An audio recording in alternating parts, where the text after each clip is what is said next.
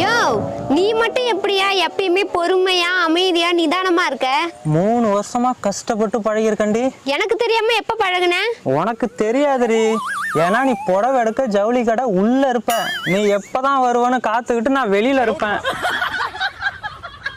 இதான் கரையாம்புத்துல கைய விட்டு மாட்டிக்கிறது. இதுக்குதான் நல்ல மாப்பிள்ளைய பார்த்து கல்யாணம் பண்ணிருக்கணும். நல்ல மாப்பிள்ளை கிடைக்கலன்னா என்ன கல்யாணம் பண்ண? யார் சொன்னா? எத்தனை பணக்கார மாப்பிள்ளை கேட்டாங்க தெரியுமா? ஆமா, 50 பவுன் கேட்டாங்க. முடியலன்னு என் கதையை முடிச்சு விட்டீங்க.